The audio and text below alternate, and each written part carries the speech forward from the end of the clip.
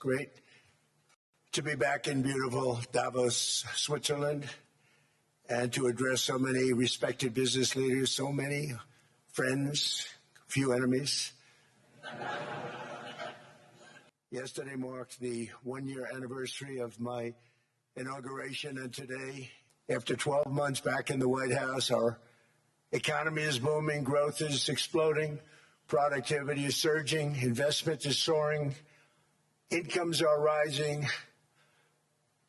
inflation has been defeated, our previously open and dangerous border is closed and virtually impenetrable, and the United States is in the midst of the fastest and most dramatic economic turnaround in our country's history.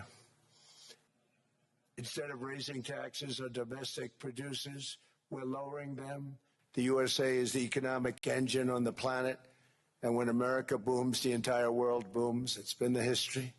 When it goes bad, it goes bad.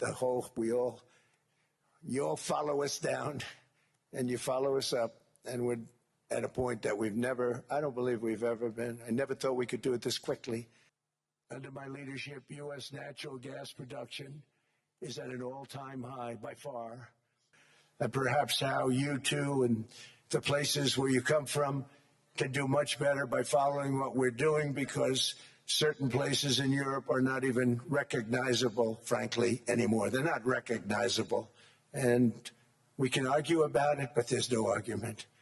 Friends come back from different places. I don't want to insult anybody and say I don't recognize it. And that's not in a positive way. That's in a very negative way. And I love Europe, and I want to see Europe go good. But it's not heading in the right direction.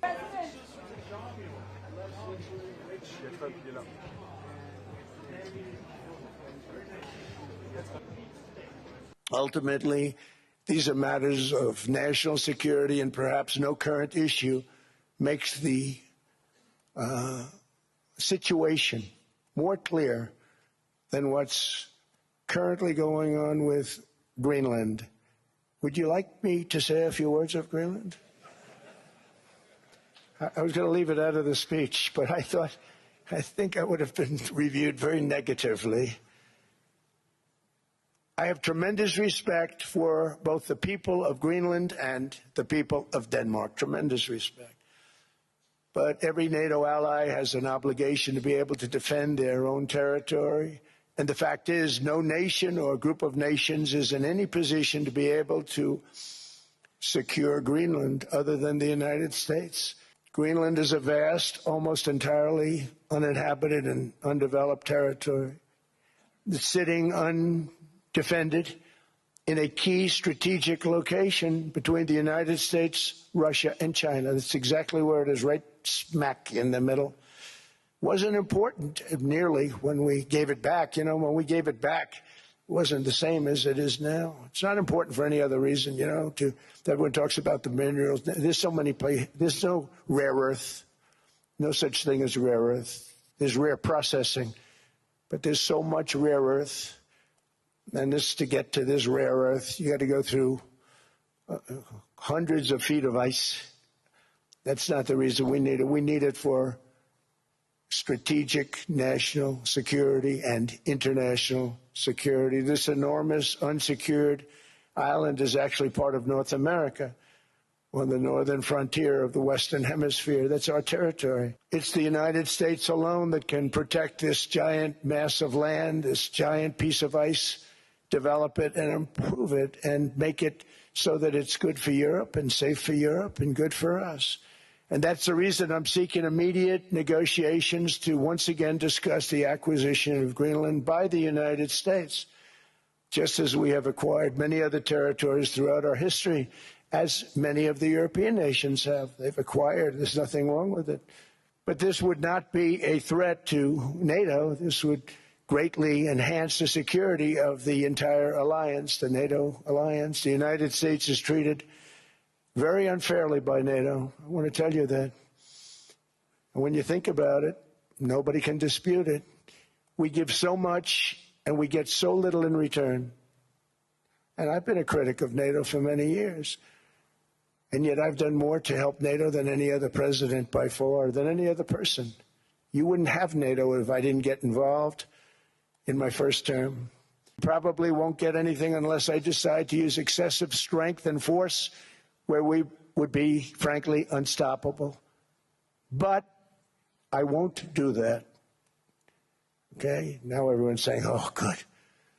That's probably the biggest statement I made, because people thought I would use force. I don't have to use force. I don't want to use force. I won't use force. So we want a piece of ice for world protection, and they won't give it. We'd never asked for anything else, and we could have kept that piece of land, and we didn't. So they have a choice. You can say yes, and we will be very appreciative, or you can say no, and we will remember.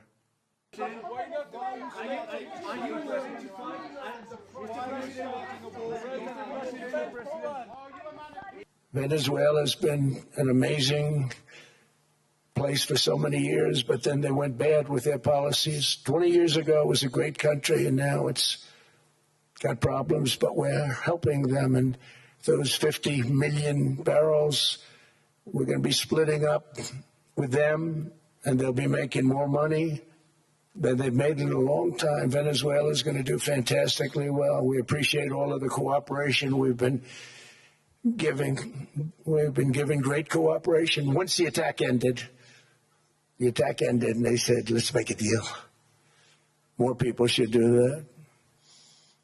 But Venezuela is going to make more money in the next 6 months than they've made in the last 20 years. Every major oil company is coming in with us. It's amazing. It's a beautiful thing to see. The leadership of the country has been very good. They've been very, very